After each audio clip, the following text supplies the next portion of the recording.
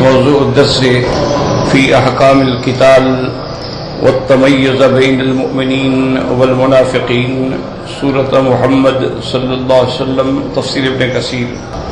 الحمد لله رب العالمين، والصلاة والسلام على أشرف الأنبياء وسيد المرسلين سيدنا محمد وعلى آله وأصحابه أجمعين۔ اللهم صل على سيدنا محمد وعلى آل سيدنا محمد كما صليت على إبراهيم وعلى آل إبراهيم في العالمين إنك حميد مجيد۔ أعوذ بالله من الشيطان الرجيم، بسم الله الرحمن الرحيم۔ ويقول الذين آمنوا لولا نزلت سورة، فإذا أنزلت سورة محكمة وذكر فيها القتال رأيت الذين في قلوبهم مرض ينظرون إليك نظر المغشي عليه من الموت فأولى لهم طاعة وقول معروف، فإذا عزم الأمر فلو صدقوا الله لكان خيرا لهم، فهل عصيتم إن توليتم أن تفسدوا في الأرض وتقطعوا أرحامكم، أولئك الذين لعنهم الله فأصمهم وأعمى أبصارهم۔ اس صورت مبارکہ میں جس کا نام صورت محمد بھی ہے صلی اللہ علیہ وسلم، صورت القتال بھی ہے، اللہ تبارک و تعالی نے ذکر فرمایا تھا احوال کفار کا، الذین کفروا وصدوا عن سبیل اللہ، جن لوگوں نے کفر کیا اور اللہ کے راستے سے دوسروں کو بھی روکا، اضل اعمالہم، اللہ نے ان کے اعمال کو باطل کر دیا، والذین آمنوا وعملوا الصالحات وآمنوا بما نزل على محمد وهو الحق من ربهم، اور جو لوگ ایمان لائے اور عمل کیے اچھے، وآمنوا، اور ایمان لائے اس پہ جو اتارا ہم نے محمد مصطفیٰ صلی اللہ علیہ وسلم پر۔ اس سے واضح ہو گیا کہ کوئی آدمی جب تک کہ حضور پہ ایمان نہ لائے وہ مسلمان نہیں ہو سکتا۔ وہ کہے میرا اللہ پہ ایمان ہے، آخرت پہ ایمان ہے، تورات پہ ایمان ہے، موسیٰ علیہ السلام پہ ایمان ہے، لیکن آمنوا بما نزل علی محمد، حضور پہ جو ہم نے اتارا اس پہ ایمان نہیں تو کافر ہے۔ اللہ نے فرمایا جو ہم نے حضور پاک صلی اللہ علیہ وسلم پہ اتارا وہی حق ہے تیرے رب کی طرف سے۔ اور ان مومنوں کی جزا کیا ہوگی؟ کفر عنہم سیئاتہم، ہم نے ان کے گناہوں کو مٹا دیا، وَأَصْلَحَ بَالَهُمْ، اور ان کے امور کو، احوال کو بھی درست کر دیا، یعنی دنیا میں بھی اور آخرت میں بھی۔ ذَلِكَ بِأَنَّ الَّذِينَ كَفَرُوا اتَّبَعُوا الْبَاطِلَ وَأَنَّ الَّذِينَ آمَنُوا اتَّبَعُوا الْحَقَّ مِن رَّبِّهِمْ۔ کافروں کے اعمال کو ہم نے کیوں ضائع کیا؟ اس لیے کہ انہوں نے کفر کیا اور باطل کی پیروی کی، اور مومنوں کے ہم نے گناہ معاف کیے اور ان کے اعمال احوال اچھے کر دیے۔ کیوں؟ ان الذین آمنوا، اور جو ایمان لائے، اتبعوا الحق من ربہم، جو تیرے رب کی طرف سے حق اتارا گیا اس کی اتباع کی، قرآن کی، پیغمبر کی۔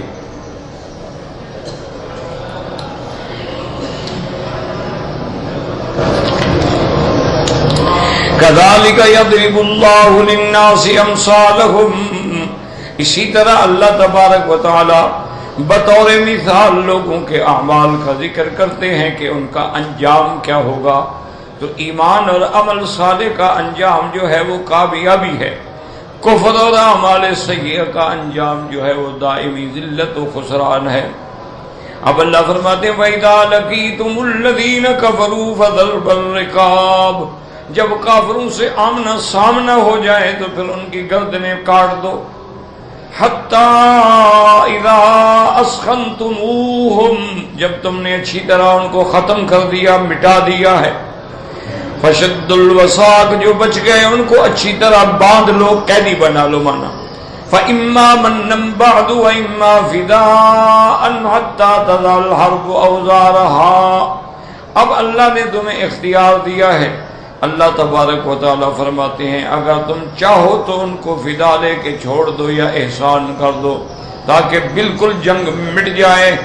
وَلَوْ يَشَاءُ اللَّهُ لَانتَصَرَ مِنْهُمْ، اگر اللہ چاہتی تو ان سے خود بدلہ لے لیتے، وہ قادر ہیں۔ وَلَٰكِن لِّيَبْلُوَ بَعْضُكُم بِبَعْضٍ، لیکن اللہ نے تمہاری آزمائش کے لیے، تمہارے امتحان کے لیے تم پہ جہاد فرض کیا، ورنہ اللہ چاہے تو کافروں کو خود مٹا دے، کافروں سے خود انتقام لے لے، لیکن پھر تم میں کون مومن بنتا، کون منافق بنتا، کون شہید بنتا، کون مردود بنتا؟ تو اس امتحان کے لیے اللہ نے تمہیں حکم دیا۔ والذین قتلوا فی سبیل اللہ فلن یضل اعمالہم، اور جو لوگ اللہ تعالیٰ کے رستے میں شہید ہو گئے ہرگز ان کے اعمال ضائع نہیں ہوں گے۔ سیہدیہم ویصلح بالہم، اللہ ان کو جنت کا راستہ دکھلائیں گے اور ان کے احوال بھی بہتر کر دیں گے۔ وَيُدْخِلُهُمُ الْجَنَّةَ عَرَّفَهَا لَهُمْ، اور ان کو داخل فرمائیں گے جنت میں اس حال میں کہ گویا وہ اپنے مقام کو جانتے ہیں۔ پھر اللہ حکم دیتے ہیں مومنوں کو، یا ایھا الذین آمنوا ان تنصروا اللہ ینصرکم ویثبت اقدامکم، اے ایمان والو تم اگر اللہ کی مدد کرو گے اللہ تمہاری مدد کریں گے اور تمہیں ثابت قدم کر دیں گے۔ اللہ کی مدد کا معنی ہوتا ہے اللہ کے رسول کی مدد جو ہے وہ اللہ کی مدد ہے، اللہ کے دین کی مدد جو ہے وہ اللہ کی مدد ہے۔ اور یہاں یہ بھی معلوم ہو گیا کہ اللہ کی مدد تب آتی ہے جب تم بھی اللہ کے دین کی مدد کرو، ایسے نہیں کہ بلا وجہ گھر میں بیٹھے، نہیں، تم پکے مومن بنو، تم اللہ کی مدد کرو، اللہ کے راستے پہ چلو، اللہ والوں کی مدد کرو، اللہ تمہاری مدد کریں گے۔ وَيُثَبِّتْ أَقْدَامَكُمْ، اور تمہارے پاؤں جما دیں گے، کیا ماننا، دشمن کے مقابلے میں تمہیں ثابت قدم رکھے۔ اور بعض علماء نے فرمایا وَيُثَبِّتْ أَقْدَامَكُمْ، تمہارے قدم اعمال صالحہ پر جما دیں گے کہ تمہیں عمل اچھے کرنے کی توفیق ہو۔ اور بعض علماء نے فرمایا وَيُثَبِّتْ أَقْدَامَكُمْ، اور اللہ قیامت والے دن جب تم پل صراط سے گزرو گے تو تمہارے پاؤں جما دیں گے۔ والذین کفروا فتعصا لهم واضل اعمالهم، اور جنہوں نے کفر کیا ان کے لیے ہلاکت ہے، ان کے اعمال کارت گئے۔ ذالک بانہم کرہوا ما انزل اللہ فاحبط اعمالهم، یہ سزا کیوں ملی؟ اس لیے کہ انہوں نے بانہم کرہوا، انہوں نے اعراض کیا اس سے جو اللہ نے احکام اتارے ہیں، تو اللہ پاک نے بھی ان کے اعمال کو ضائع کر دیا۔ اب ان کے اعمال کا ان کے لیے کوئی قیامت میں بدلہ نہیں ہوگا۔ فرماتے ہیں اس کے بعد تنبیہ ہے، تحدید ہے۔ افلم یسیروا فی الارض، مشرکین کو حکم ہوتا ہے کیا تم نہیں چلتے ہو زمین میں؟ فینظروا، پھر نظر غور سے تدبر کرو، کیف کان عاقبۃ الذین من قبلہم، تم سے پہلے جو گزرے ہیں ان کا انجام کیا ہوا؟ دمر اللہ علیہم، اللہ تبارک و تعالی نے ان سے ایسا انتقام لیا کہ ان کو مٹا دیا، ہلاک کر دیا۔ وللکافرین امثالها، اور کافروں کے لیے بھی اسی طرح کی سزا اور عقوبت ہوگی کہ تم زمین میں چلتے ہو تو احوال پہ نظر ڈالو کہ قوم عاد کے ساتھ کیا ہوا، قوم سمود کے ساتھ کیا ہوا، قوم لوط کے ساتھ کیا ہوا۔ تو جیسے ان پر عذاب آئے اور ان کو اللہ نے مٹا دیا، اگر تم بھی کفر پہ اصرار کرو گے تو تمہارا بھی وہی انجام ہوگا۔ ذالک بأن اللہ مولی الذین آمنوا وأن الکافرین لا مولی لهم، اس لیے کہ اللہ تبارک و تعالی ناصر و مددگار ہے ان کا جو ایمان والے ہیں، اور جو کافر ہیں ان کا اللہ مددگار نہیں ہے۔ لفظ مولا یاد رکھیں، ولی کے معنی میں بھی آتا ہے، دوست کے معنی میں بھی آتا ہے، ناصر کے معنی میں بھی آتا ہے، مددگار کے معنی میں بھی آتا ہے، سردار کے معنی میں بھی آتا ہے، غلام کے معنی میں بھی آتا ہے۔ تو اس لیے بعض علماء جو ہیں وہ مولانا کہنے کو برا نہیں سمجھتے کہ بھئی اس کے کئی معنی ہیں، استعمال ہوتے ہیں، لیکن بعض فرماتے ہیں کہ چونکہ یہ لفظ اللہ کے لیے استعمال ہوا ہے، جیسے یہاں آیا کہ ان اللہ مولا، اللہ مولا ہے، اور اسی طرح قرآن میں انت مولانا فانصرنا علی القوم الکافرین، اور اسی طرح جنگ احد میں جب کافروں نے نعرہ لگایا تھا کہ لنا العزا ولا عزا لکم، آج عزا باد ہمارے خدا نے ہمیں عزت دی، غلبہ دیا، تمہارا کوئی عزا ساتھ دینے والا نہیں۔ حضور پاک نے فرمایا ان کو جواب دو کہ اللہ مولانا ولا مولا لکم، اللہ ہمارا ولی، ہمارا ناصر، ہمارا مددگار ہے، تمہارا نہیں۔ ان اللہ يدخل الذین آمنوا وعملوا الصالحات جنات تجری من تحتها الانہار، اللہ تبارک و تعالی داخل فرمائیں گے ان لوگوں کو جو ایمان لائے اور عمل اچھے کیے۔ یاد رکھو کہ جہاں جہاں ایمان کا لفظ آتا ہے عمل کا لفظ بھی آتا ہے، تو نتیجہ یہ ہے کہ صرف خالی خولی ایمان نہ ہو بلکہ تمہارے اعمال بھی اس ایمان کی گواہی دیں گے، تم اعمال صالحہ کرو تاکہ پتہ چلے کہ صحیح معنی میں تم مسلمان ہو۔ ان اللہ يدخل الذین آمنوا وعملوا الصالحات، ان کو داخل کریں گے جنات، ایسے باغوں میں، تجری من تحتها الانہار، جن کے نیچے نہریں بہتی ہوں گی، چونکہ جنت میں کئی نہریں ہوں گی۔ جنت کے اندر اللہ تبارک و تعالیٰ اپنی رحمت سے کئی نہریں چلائیں گے۔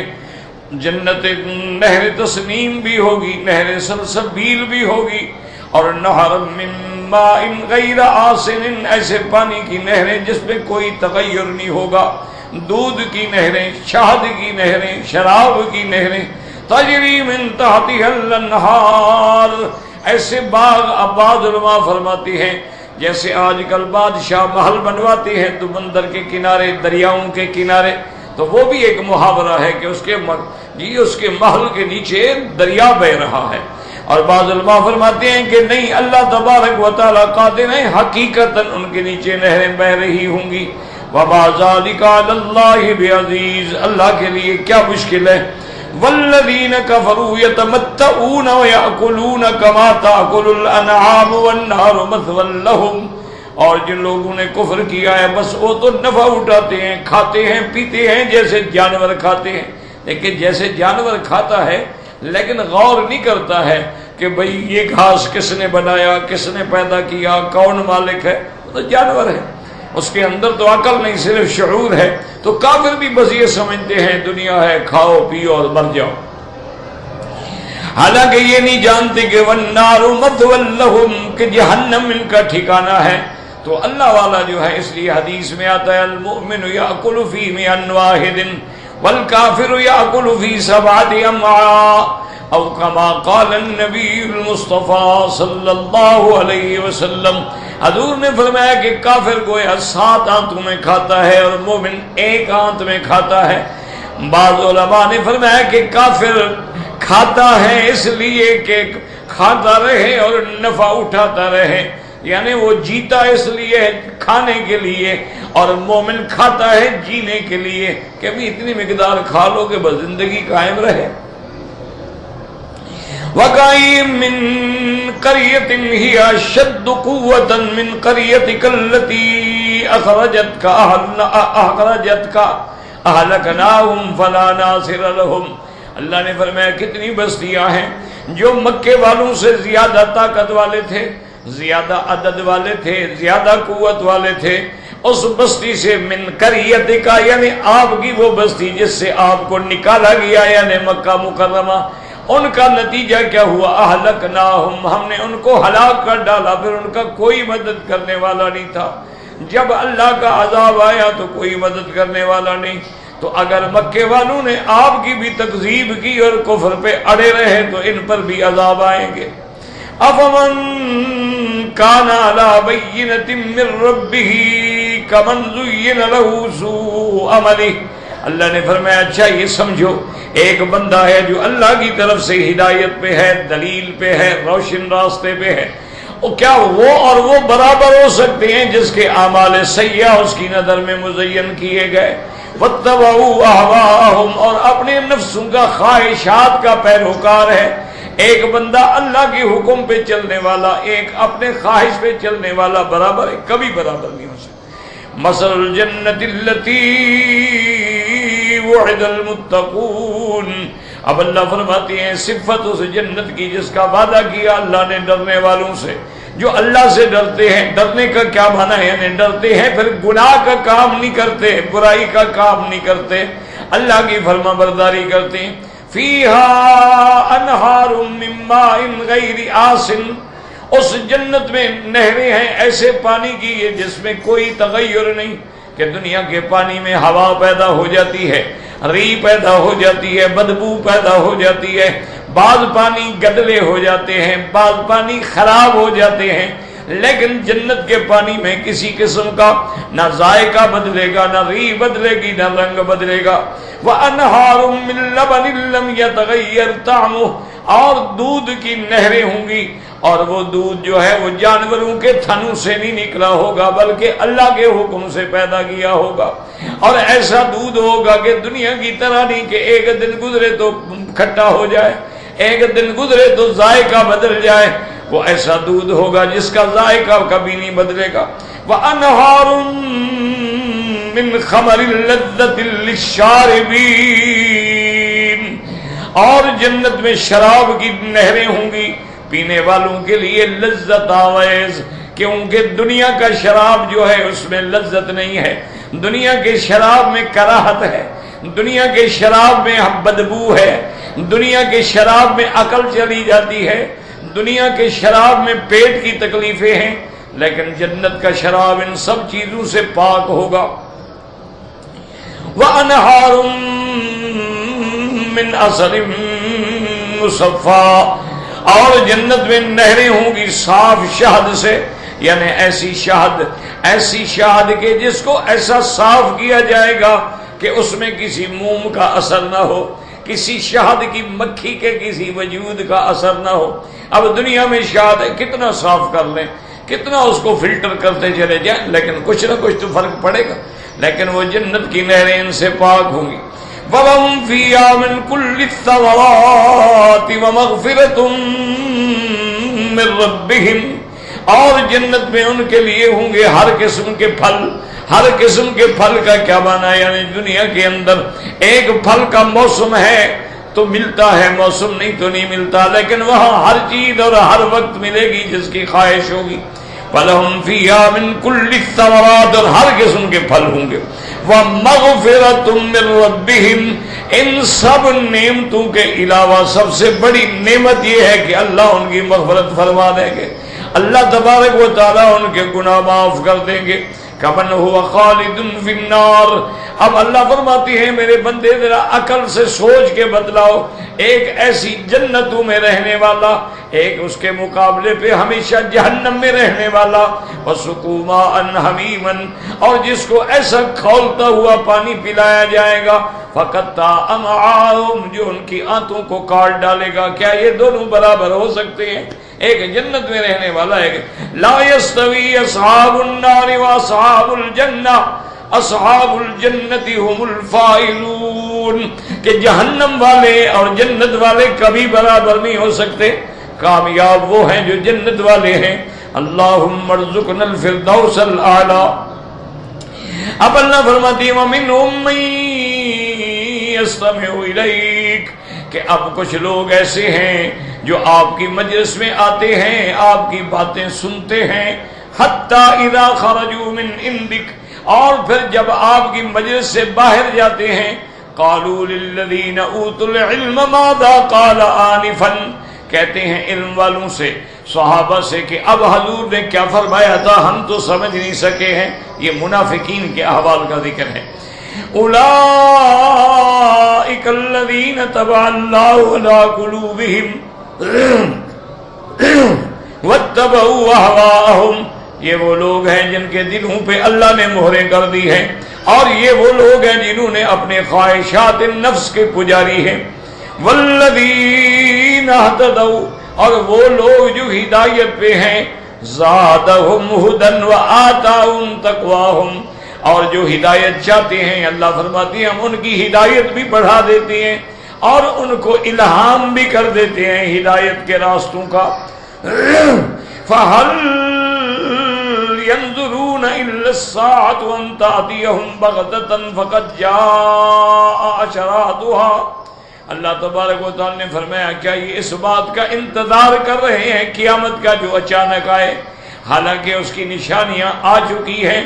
اگر ایمان والے ہوتے تو قیامت کی نشانیوں کو دیکھ کے ڈر جاتے، اللہ تعالیٰ کی طرف رجوع کر لیتے، لیکن جب اچانک قیامت آ جائے گی فَأَنَّىٰ لَهُمْ إِذَا جَاءَتْهُمْ ذِكْرَاهُمْ، کہ جب وہ قیامت آ گئی پھر اس وقت ان کو نصیحت، اس وقت ان کا یاد کرنا، اس وقت ان کا توبہ کرنا ان کو کیا فائدہ پہنچائے گا؟ کیونکہ وہ تو جب بھی قیامت آئے گی ایسی اچانک آئے گی، جیسے اللہ فرماتے ہیں یا ایھا الناس اتقوا ربکم ان زلزلۃ الساعۃ شیء عظیم۔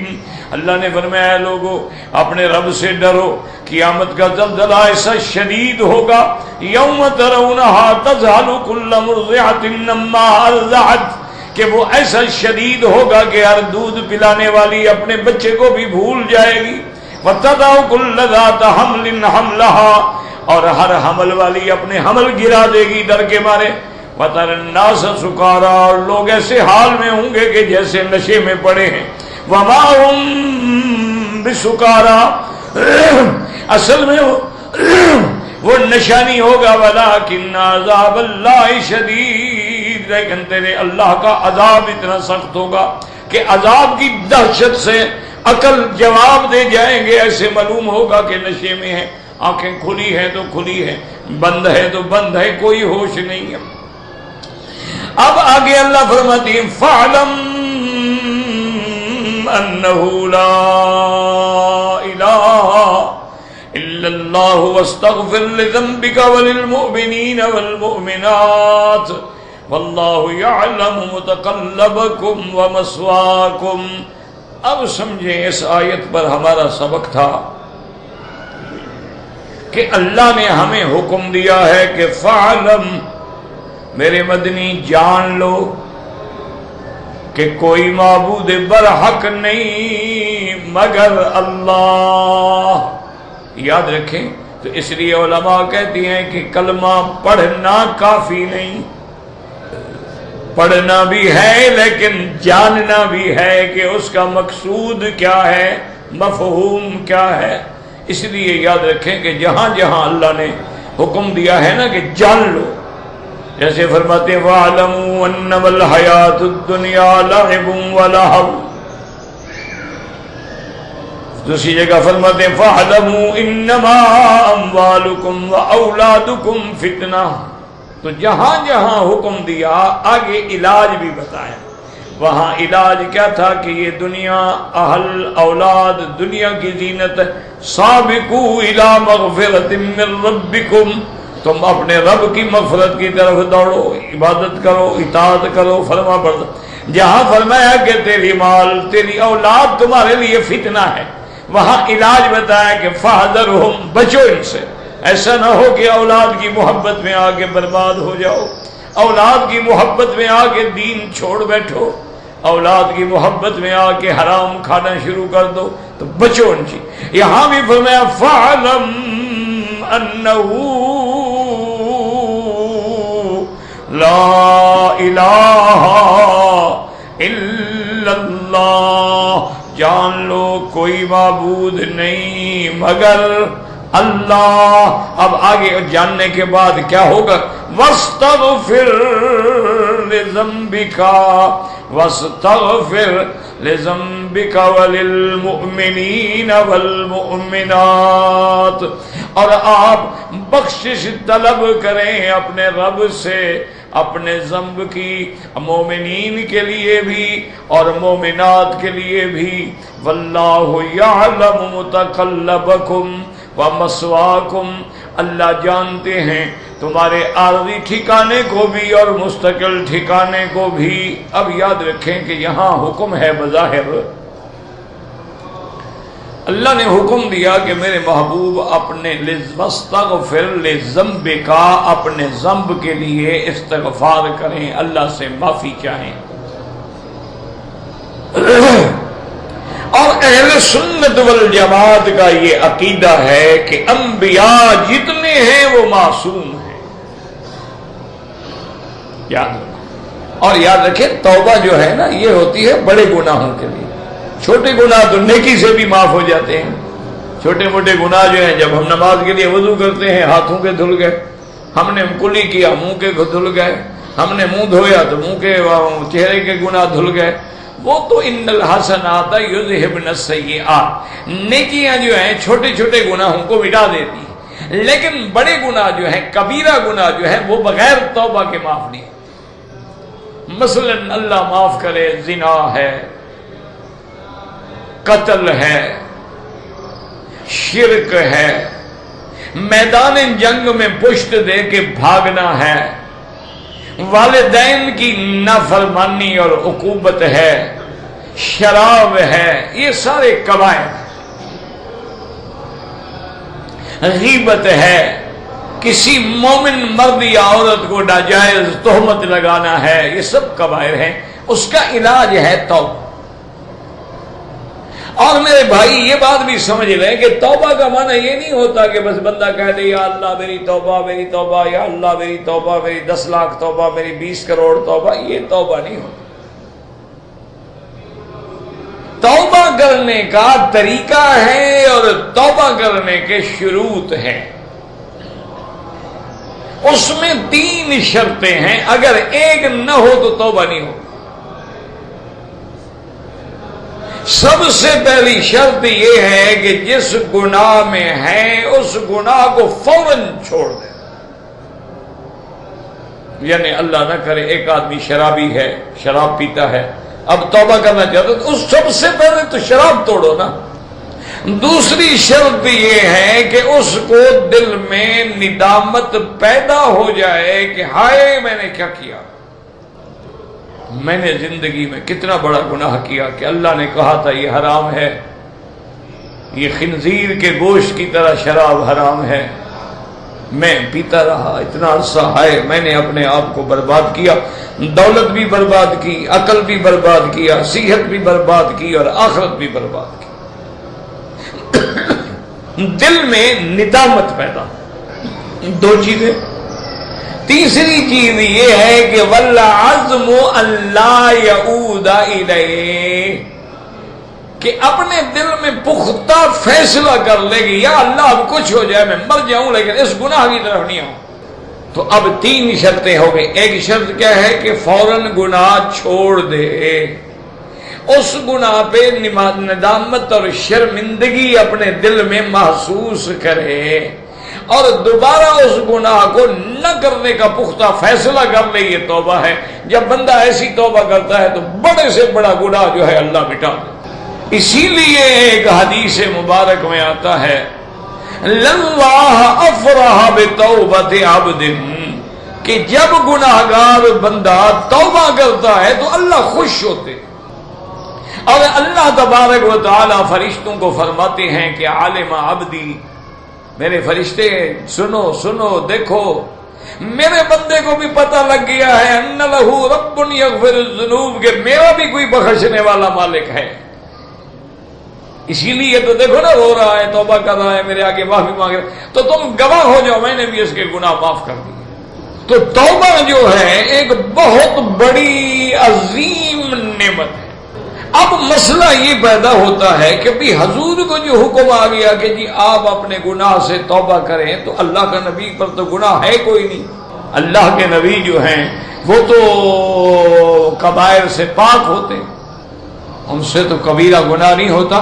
بلکہ محقق علماء تو یہ فرماتے ہیں اللہ کے نبی کبیرے بڑے گناہوں سے اور چھوٹے گناہوں سے بھی پاک ہوتے. ہاں ایک ہے نسیان، بھول جانا، ایک ہے صحب کا ہو جانا، ایک ہے کسی دنیاوی امور کے اندر اپنی اجتہادی رائے کے تابع غلطی ہو جانا. تو یہ گناہ نہیں ہوتے، یہ تو انسان کے بس میں نہیں. اب دیکھو نا دنیا میں بھی میں کہتا ہوں جی میں نے بھائی آپ کو فلاں کتاب کے کا استاد جی میں بھول گیا. بھول جانا تو کوئی بات نہیں، ٹھیک ہے بھول گیا. اسی لیے اب دیکھیں کہ آدم علیہ السلام سے کتنی بڑی غلطی ہوئی کہ اللہ نے حکم دیا کہ آدم و حوا سب جنت میں کھاؤ پیو عیش کرو، لیکن ولا تقربا هذه الشجرہ، اس درخت کے قریب نہیں جانا، اور یہ بھی بتلا دیا اگر جاؤ گے فتکونا من الظالمین، پھر ہو جاؤ گے اپنے جانوں پہ ظلم کرنے والوں میں سے۔ آدم کھا بیٹھا، حالانکہ کتنی بڑی غلطی ہے، اللہ نے روکا ہے، منع کیا، سمجھا دیا کھاؤ گے تو یہ ہوگا، لیکن کھا بیٹھے۔ لیکن دوسری جگہ پہ اللہ فرماتے ہیں وَلَقَدْ أَهِدْنَا إِلَىٰ آدَمَ مِن قَبْلُ فَنَسِيَ، ہم نے آدم کے ذمے ایک بات لگائی تھی لیکن آدم بھول گئے، تو نسیان ہو گیا۔ جیسے میرے محبوب نماز پڑھاتے ہوئے بھول گئے کہ میں نے 4 رکعت پڑھائی ہے یا 2 رکعت پڑھائی ہے، بھول گئے، انسان ہے۔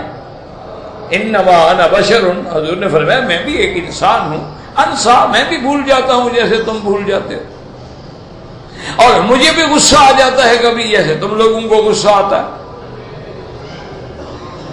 لیکن اللہ کے پیغمبر جو ہیں وہ گناہوں سے تو پاک ہوتے ہیں۔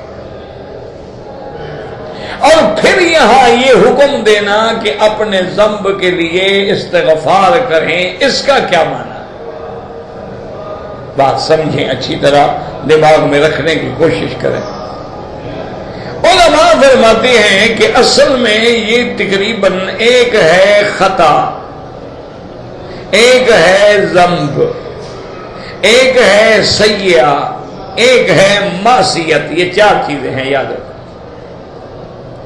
ایک ہے خطا، ایک ہے ذنب، ایک ہے سیئہ، ایک ہے معصیت۔ دیکھو نا قرآن میں کئی جگہ پہ آپ دیکھیں گے جزاء سیئۃ سیئۃ مثلھا، وہاں آ گیا سیئہ۔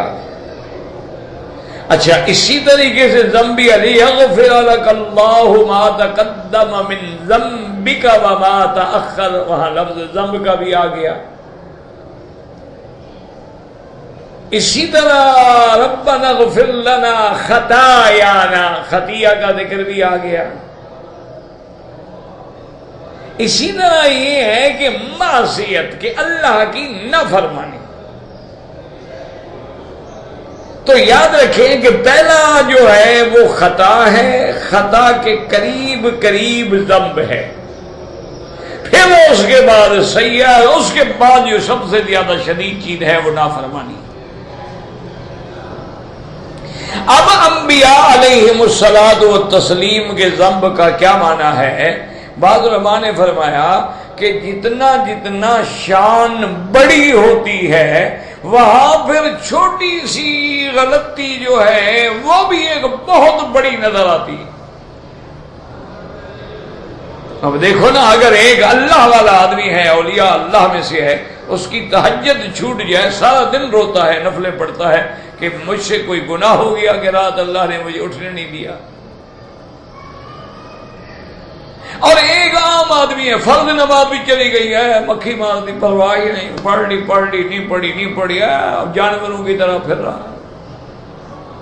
کتنے بدبخت ہیں جو اذان بھی سنتے ہیں اور مسجد کے امام کی اسپیکر پہ قرات بھی ان کے گھر میں اور دکانوں پہ پہنچ رہی ہے، آگے دروازہ بند کر کے بیٹھ جاتے ہیں لیکن نماز کے لیے نہیں آتے۔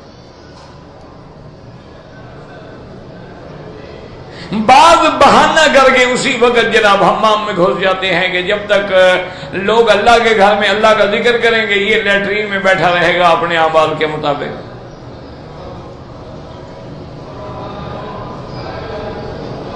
تو اس لیے یاد رکھیں، وہ یہ علماء نے لکھا کہ چونکہ انبیاء کا شان بہت بڑا ہے، وہاں اگر ترک اولا بھی ہو جائے نا اس کو بھی وہ ذنب سمجھتے ہیں کہ ہاں ہم سے بڑا گناہ ہو، حالانکہ وہ گناہ نہیں ہوتا، وہ ہوتا ترک اولا ہے، ترک افضل ہے، لیکن وہ سمجھتے ہیں کہ نہیں ہم سے تو گناہ ہو گیا۔ یہی وجہ ہوگی نا کہ قیامت والے دن سارے پیغمبر گھبرا رہے ہوں گے، شفاعت کرو گے نہیں جی مجھے تو اپنا ڈر ہے، نفسی نفسی نفسی۔ آدم علیہ السلام کو نہیں میں ڈر رہا ہوں، اللہ نے پھر پوچھ لیا کہ تم نے کیوں کھایا تھا؟ حالانکہ آدم جانتے ہیں اللہ معاف کر چکے ہیں، جب اللہ معافی دے چکا ہے بات ختم ہو گئی، لیکن ڈر ہے، کیونکہ مقام جو بلند ہے تو اتنا ڈر ہے، ورنہ انبیاء گناہوں سے پاک ہوتے ہیں۔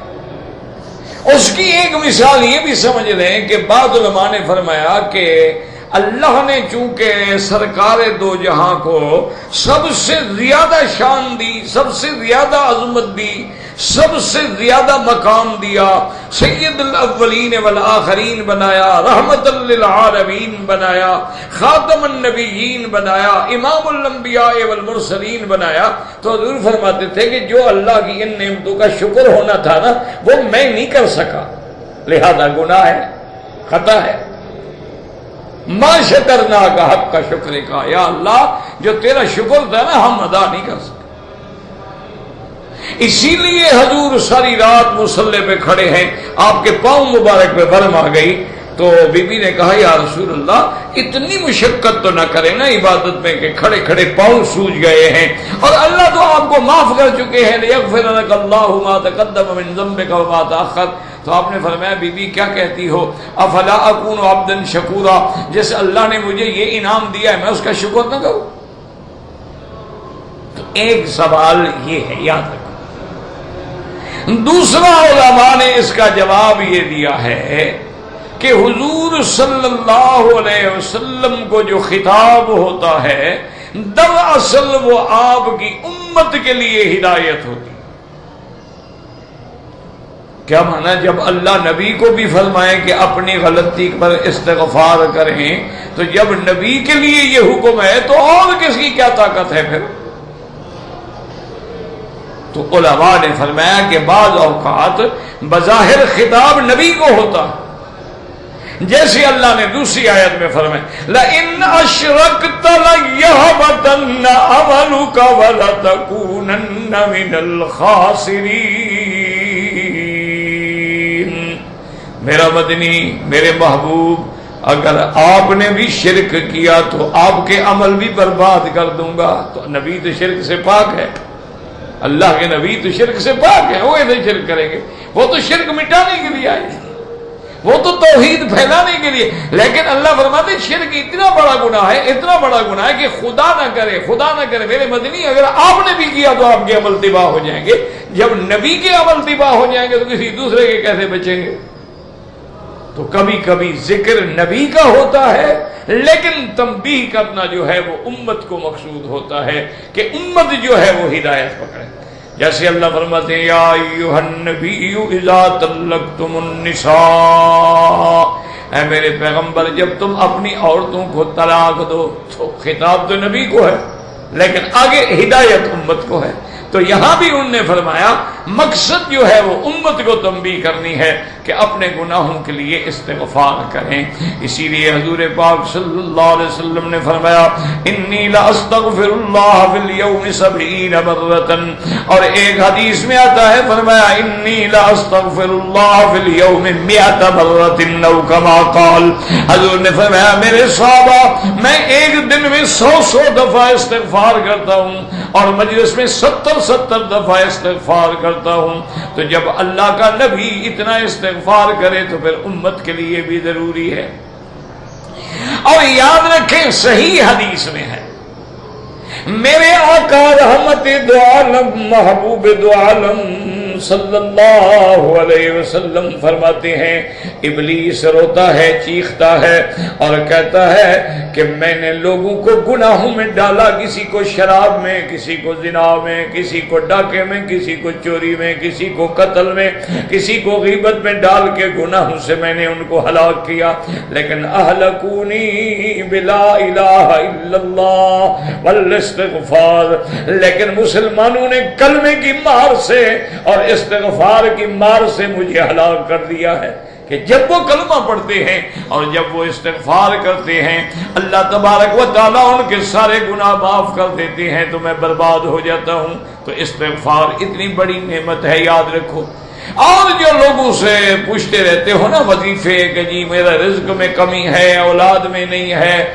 برکت نہیں ہوتی، کاروبار میں برکتیں نہیں ہو رہی، اس کا علاج بھی قرآن میں موجود ہے۔ حضرت حسن ابن علی رضی اللہ تعالیٰ عنہ، حضرت حسن بیٹھے تھے، ایک آدمی آیا، اس نے کہا حضرت مہربانی کریں، میرے مال میں برکت نہیں ہوتی، میں جو بھی مال لیتا ہوں حضرت مہربانی فرمائیں برکت ہی نہیں ہوتی، آپ میرے لیے دعا۔ آپ نے فرمایا استغفار پڑھا کرو۔ وہ چلا گیا۔ ایک اور بندہ آ گیا، اس نے کہا کہ یا امیر المومنین حسن، آپ دعا کریں میری اولاد نہیں ہوتی، اولاد میں برکت نہیں۔ آپ نے فرمایا بیٹا استغفار کیا کرو۔ ایک اور آدمی آ گیا، اس نے کہا حضرت میرے باغ میں پھل نہیں آتا۔ انہوں نے کہا میرا باغ ہے، بڑا خوبصورت ہے، تر و تازہ ہے، لیکن پھل نہیں ہے۔ آپ نے فرمایا استغفار کیا کرو۔ ایک اور بندہ ہے، اس نے کہا حضرت فصل تیار ہے، بارشیں نہیں۔ آپ نے فرمایا استغفار کیا کرو، استغفار پڑھا کرو زیادہ۔ چلے گئے۔ جب وہ چلے گئے تو آپ کا خادم خاص جو تھا اس نے کہا حسن ابن علی آج تو آپ نے کمال کر دیا، جو بندہ آئے کہتے ہو استغفار کرو، مال میں برکت نہیں استغفار کرو، اولاد میں نہیں استغفار کرو، پانی نہیں ہے استغفار کرو، باغ میں پھل نہیں استغفار کرو۔ آج تو سب کو بس آپ نے ایک ہی وظیفہ بتا دیا، ماشاءاللہ سارے کام اسی ایک وظیفے سے ہو جائیں گے۔ آپ نے فرمایا اللہ کے بندے یہ میں نے نہیں کہا، یہ تو اللہ کا فرمان ہے، فَقُلْتُ اسْتَغْفِرُوا رَبَّكُمْ إِنَّهُ كَانَ غَفَّارًا، اپنے رب کے آگے استغفار کرو، وہ بخشنے والا ہے۔ يُرْسِلِ السَّمَاءَ عَلَيْكُمْ مِدْرَارًا، جب تم استغفار کرو گے وہ تم پر موسلا دھار بارشیں برسائیں گے۔ وَيُمْدِدْكُمْ بِأَمْوَالٍ، اور تمہارے مال کو بڑھوتی دیں گے۔ وَبَنِينَ، تمہاری اولاد کو بڑھا دیں گے۔ وَيَجْعَلْ لَكُمْ جَنَّاتٍ وَيَجْعَلْ لَكُمْ أَنْهَارًا، اور تمہارے باغوں کو تر و تازہ کر دیں گے اور تمہارے لیے نہریں چلا دیں گے۔ انہوں نے فرمایا یہ تو قرآن نے بتلایا ہے، میں نے تو نہیں بتلایا۔ تو استغفار ایک ایسی نعمت ہے کہ اولیاء اللہ نے لکھا ہے کہ ان دو کلمے ہیں اور ایک درود ہے، کہ درود محمد مصطفیٰ پہ ہو، کلمہ اللہ کا ہو اور استغفار ہو۔ انہوں نے فرمایا جس نے ان تین چیزوں کو لازم پکڑ لیا اس کو کسی پیر فقیر کی ضرورت نہیں ہے، کسی محنت کی ضرورت نہیں ہے، اس کا بیڑا دنیا و آخرت میں پار ہو جاتا ہے۔ بس یعنی درود شریف کی کثرت کریں، چلتے پھرتے اٹھتے بیٹھتے درود شریف پڑھیں، وضو ہے نہیں ہے جس حال میں ہے درود پڑھو۔ اور دوسرا کلمہ حضور نے فرمایا افضل الذکر لا الہ الا اللہ محمد الرسول اللہ، اور تیسرا کیا ہے استغفار، یہی یہاں حکم ہے واستغفر لذنبک وللمؤمنین والمؤمنات، اور میرا مدنی ایمان والوں کے لیے بھی بخشش مانگیں، مردوں کے لیے بھی عورتوں کے لیے بھی۔ یہ کتنی خوش قسمتی ہے حضور کی امت کی کہ اللہ کا نبی اپنی امت کے لیے بخشش مانگ رہے ہیں اللہ تبارک و تعالی سے۔ اور آگے یہ بھی بتلا دیں واللہ یعلم متقلبکم ومثواکم، اللہ تمہارا چلنا پھرنا بھی جانتے ہیں، تمہارا ٹھکانہ بھی جانتے ہیں۔ اور بعض علماء نے فرمایا متقلبکم کا معنی عارضی رہائش اور مثواکم کا معنی مستقل رہائش ہے، یعنی تم ہر حال میں اللہ کے سامنے ہو، اللہ جانتے ہیں کہ تم کیا کر رہے ہو۔ بعض نے فرمایا واللہ یعلم متقلبکم، یعنی اللہ تمہاری دنیاوی زندگی کو بھی جانتے ہیں، ومثواکم، اور تمہارے آخرت کے انجام کو بھی جانتے ہیں، اس کے آگے کوئی چیز چھپی ہوئی نہیں ہے۔ تو اللہ تبارک و تعالی سے دعا کریں اللہ ہمیں بھی استغفار کی اور کلمہ طیبہ کی پڑھنے کی محبت عطا فرما دے اور صحیح طریقے سے پڑھنا بھی نصیب فرما دے۔ حضرت حسن بصری رحمت اللہ علیہ فرماتے تھے کہ استغفارنا یحتاج الی الاستغفار، وہ کہتے تھے کہ آج کل ہم جو استغفار پڑھتے ہیں نا، اس استغفار کے لیے تو پھر ہمیں استغفار پڑھنا پڑے گا کہ ہم استغفار بھی پڑھ رہے ہیں اور گناہ بھی کر رہے ہیں، پھر استغفار کا کیا فائدہ ہوا؟ کہ استغفراللہ استغفراللہ، سگریٹ ڈبی جیب میں ہے اور استغفراللہ بھی پڑھ رہا ہے، استغفراللہ استغفراللہ، داڑھی بھی منڈا رہا ہے، استغفراللہ بھی۔ یہ کیا ان سے؟ یہ تو پھر اللہ کے ساتھ مذاق ہے، یعنی اللہ کی قدرت کو چیلنج کر رہے ہو کہ میں تم سے معافی تو مانگ رہا ہوں لیکن نافرمانی بھی کر رہا ہوں، کر لو جو میرا کر سکتے ہو۔ یہ تو بغاوت ہے، یہ استغفار تھوڑا ہوتا ہے۔ استغفار کا تو معنی یہ ہے، اور استغفار والے اللہ کو پیارے ہیں، اندازہ کرو۔ حضور نے فرمایا کلنا خطاؤون، آپ نے فرمایا ہر بندہ خطا کار ہے، وخیر الخطائین التوابون، لیکن خطا کاروں میں بھی اچھے وہ ہیں جو توبہ کرنے والے ہیں، کیونکہ جب ہم توبہ کریں گے تو اس کی غفاری کی شان ظاہر ہوگی، اس کی ستاری کی شان ظاہر ہوگی۔ حتیٰ کہ بعض روایات میں تو اتنا بھی آ جاتا ہے اگر کوئی بندہ دنیا میں گناہ نہ کرتا اللہ ایک اور مخلوق پیدا کر دیتا۔ کیوں؟ اللہ نے اپنی شان تو دکھلانی ہے نا، کوئی غلطی کرے گا معافی مانگے گا تو مالک معافی دے گا، تو لہذا اپنی غلطیوں کا علاج یہ ہے کہ ندامت ہو، استقامت ہو، استغفار ہو، پھر انشاءاللہ بیڑا پار ہے۔ یعنی آپ حیران ہوں گے کہ ایک دفعہ پرانی بات ہے، کوئی حاجی تھے، اللہ عالم کون تھے بیچارے، محبت کرتے ہیں اللہ کے دین کے لیے، نوجوان ماشاءاللہ میاں بیوی آئے، مکی صاحب مل لیے، اولاد نہیں ہوتی، ہم نے بڑا میڈیکل چیک اپ کرائے ہیں، ہم دونوں جو ہیں ٹھیک ہیں، بیوی بھی ٹھیک ہے، میں بھی ٹھیک ہوں، لیکن پھر بھی اولاد نہیں ہوتی، ہم بے انتہا پریشان ہیں، اللہ نے ہمیں بہت کچھ دیا ہے لیکن اولاد نہیں ہے، تو مر جائیں گے تو بس وہ پھر کمیٹی کھا جائے گی اور کیا ہوگا۔ میں نے کہا یار کسی اللہ والے سے جا کے پوچھو، میں تو ایک طالب العلم قسم کا بندہ ہوں اور پڑھنے پڑھانے والا، میں کو پیر فقیر مولوی تو ہوں نہیں، نہ مجھے وظیفے آتے ہیں۔ انہوں نے کہا نہیں بس ہم نے آپ سے پوچھنا۔ میں نے کہا اچھا جو میں کہوں کرو گے؟ انہوں نے کہا ہاں جی۔ میں نے کہا تم دونوں جو ہو نا کم از کم 3000 دفعہ استغفار پڑھو روزانہ، اگلے سال ماشاءاللہ پھر وہ مجھے حرم میں ملے۔ انہوں نے کہا جی ہم نے آپ کے اس پہ عمل کیا ہے، دیکھو بچہ ہمارے ساتھ ہے، ہم نے منت مانی تھی کہ اللہ ہمیں اولاد دے گا تو عمرے پہ جا کے وہیں مکی صاحب کو جا کے بتائیں گے اور ان کا شکریہ ادا۔ میں کہا میرا شکریہ کیا، اس کا کرو جس نے تمہیں اولاد دی ہے، ہم تو صرف بتانے والے ہیں، اور اتنے نالائق ہیں لوگوں کو بتاتے ہیں خود نہیں کرتے۔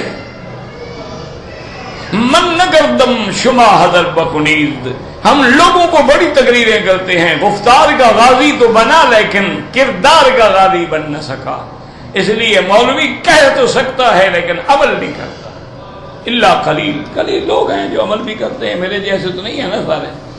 بہرحال پتہ نہیں اسی کہنے سے اللہ ہمیں بخش دے، تو کریم ہے نا۔ کہتے جی کہ میں یہاں کام کرتا ہوں، اپنے بیوی بچوں کے بغیر نہیں رہنا چاہتا، لیکن مجھے والدین کہتے ہیں کہ نہیں بس پیسے کماؤ، بیوی بچے چاہے کدھر چلے جائیں، نہیں بیوی بچوں کا حق ادا کرو۔ والدین کا فرمان شریعت کے خلاف جو ہو وہ نہیں مانا جاتا، ہر کام میں والدین کی اطاعت ہے، لیکن جو کام شریعت کے خلاف ہو اس میں نہیں ہوتا۔ بیوی کا حق ہے تم پر کہ اس کی حفاظت کرو، اس کے حقوق ادا کرو، والدین ناراض ہوتے ہیں ہو جائے، وہ خود تو بوڑھی کو گلے لگا کے بیٹھا ہوا ہے نا، سزا بیٹے کو دے رہا ہے، اس کو کہو جناب تم میری اماں کو بھی ادھر بھیج دو ایک سال کے لیے، میں بھی والدہ کے ساتھ رہنا چاہتا ہوں، ذرا خدمت کروں گا اس کی، پتہ لگ جائے گا۔ بڈھا نہیں چھوڑتا، جوان کو کہتا ہے تم چھوڑو۔ بغیر داڑھی والے کو امام نہ بناؤ، یار مسئلہ سمجھا کرو، ایک ہے نماز کا ہو جانا، نماز تو ہو جائے گی، صلو خلف کل بر و فاجر، ہر نیک اور بد کے پیچھے نماز ہو جاتی ہے، لیکن اگر موقع ملے تو بغیر داڑھی والے کو امام نہ بناؤ، کیونکہ داڑھی کا بار بار منڈانا جو ہے گناہ کبیرہ ہے، اور اس پہ اصرار کرنے سے آدمی فاسق اور فاجر ہو جاتا ہے۔ جو لوگ داڑھی منڈاتے ہیں ان کو نہ مؤذن بناؤ نہ امام بناؤ۔ میں بی بی کو حج پر بلانا چاہتا ہوں، میرے پتہ نہیں کون دونوں آ رہے ہیں، پتہ نہیں کون آ رہے ہیں، سمجھ نہیں آتا آپ نے کیا لکھا ہے۔ بہرحال محرم ہو تو آ سکتی ہے، محرم نہ ہو تو نہیں آ سکتی۔ محرم کا معنی ہے جس سے نکاح حرام ہو، جیسے باپ سے نکاح حرام ہے، بھائی سے نکاح حرام ہے، بیوی سے نکاح حرام ہے، داماد سے نکاح حرام ہے، یعنی وہ محرم ہوتا ہے۔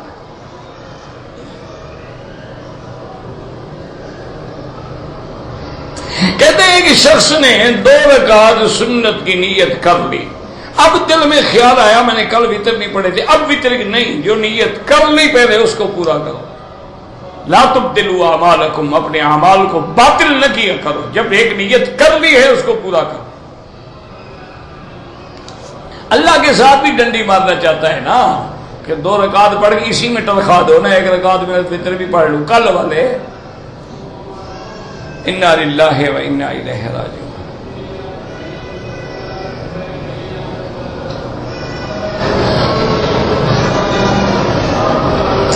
آپ اگر مکہ میں کام کرتے ہیں، چھٹی پہ گئے، میری عمرے کی نیت نہیں تھی چونکہ مجھے گھٹنوں میں تکلیف تھی، بہرحال امام ابو حنیفہ رحمۃ اللہ علیہ کے نزدیک تو آپ پہ دم بھی واجب ہے اور عمرہ بھی قضا کریں۔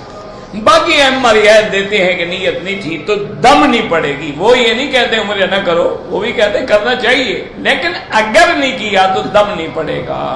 اب کہتے ہو میں حنفی ہوں تو پھر جناب عمرہ بھی قضا کرو اور دم بھی ادا کرو۔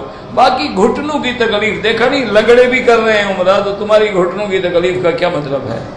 اچھا بہت زیادہ تکلیف ہے، ویل چیئر پہ کر لو، کیا مسئلہ ہے؟ یہ کون سا عذر ہے؟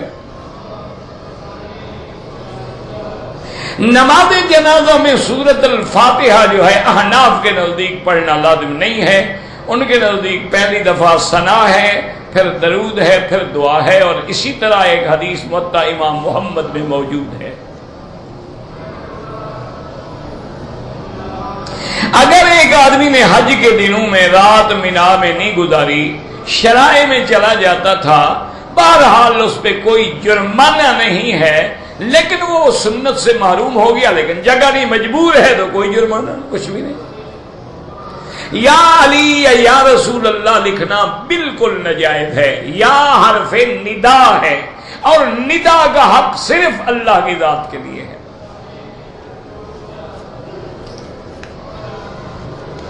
عمرے کرنے سے حج لازم نہیں ہوتا۔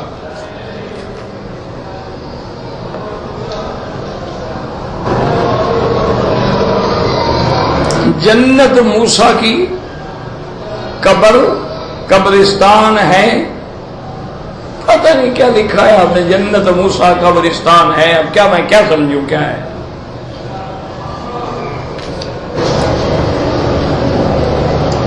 اگر ایک آدمی نے طواف زیارت تو کر لیا لیکن حج کی صفا مروہ نہیں دوڑا، 2 مہینے کے بعد دوڑا، کوئی جرمانہ نہیں۔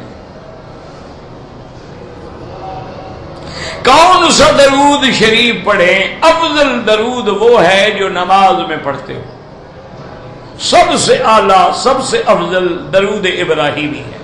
اس کے علاوہ جو درود تمہیں یاد ہو، اللہم صلی علی سیدنا محمد وبارک وسلم، اللہم صلی علی سیدنا محمد النبی الامی وعلی آلہ واصحابہ وبارک وسلم، جو بھی یاد ہو پڑھے۔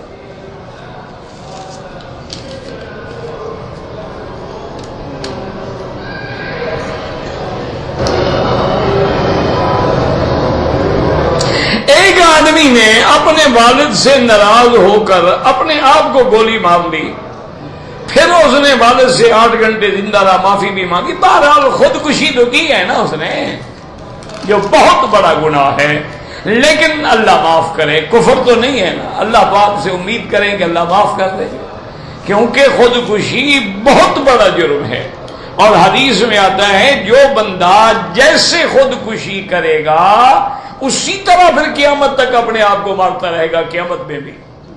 تو بہرحال اللہ محفوظ رکھے اور اللہ معاف کر دے۔ ربنا تقبل منا انك انت السميع العليم وتب علينا انك انت التواب الرحيم اللهم اشفنا واشف مرضانا ومرضى المسلمين اللهم يسر امورنا وامور اولادنا وامور بناتنا واخواننا وامور من اوصانا واستوصانا وأمور من أحبنا وأمور من أحسن إلينا وأمور المسلمين والمسلمات. اللهم اشفنا واشف مرضانا وارحم موتانا واستجب دعاءنا ولا تخيب رجاءنا برحمتك یا ارحم الراحمین. یا اللہ عالم اسلام کی عزت اور غلبے کا فیصلہ فرما. یا اللہ میرے مدنی محبوب کی کارٹون بنا کے توہین کرنے والوں پہ اپنا قہر نازل فرما. یا الہ العالمین مسلمانوں کو بائیکاٹ کی غیرت عطا فرما. یا اللہ بیماروں کو شفا عطا فرما. یا اللہ بے حیاؤں کو حیا عطا فرما. بے دینوں کو دین عطا فرما. بے اولادوں کو اولاد عطا فرما. جن کی اولاد ہے ان کو صالح بنا. جن کے گھروں میں بچیاں ہیں ان کے رشتے آسان فرما دے. یا اللہ ہمیں مانگنا نہیں آتا، بغیر مانگے عطا فرما. پورے عالم میں ہدایت کی فضائیں پیدا کر دے. پورے عالم میں ہدایت کی ہوائیں چلا دے. یا اللہ جو لوگ تیرے دین کا کام کر رہے ہیں، مسجدوں میں ہیں، مدرسوں میں ہیں، جامعات میں ہیں، تبلیغ میں ہیں، دعوت میں ہیں، تحفیظ میں ہیں، امر بالمعروف میں ہیں، نہی عن المنکر میں ہیں، یا اللہ سب کی حفاظت فرما. یا اللہ مسلمان فلسطین میں ہیں، عراق میں ہیں، کشمیر میں ہیں، ہندوستان میں ہیں، پاکستان میں ہیں، یا اللہ بنگلہ دیش میں ہیں، عرب میں ہیں، عجم میں ہیں. یا اللہ جس ملک میں ہیں ان کی جان مال آبرو عزت کی حفاظت فرما. یا اللہ پاکستان پہ رحم فرما. یا اللہ پاکستان کو یہود اور ہنود کے شکنجے سے نجات عطا فرما. یا اللہ استحکام و امن نصیب فرما. یا اللہ وہاں پہ لوگ جو ہیں ان کی ہدایت کے فیصلے فرما. ربنا تقبل منا انك انت السميع العليم وتب علينا انك انت التواب الرحيم. صلی اللہ تعالی علی خیر خلقہ سیدنا محمد وعلى آلہ وصحبہ اجمعین.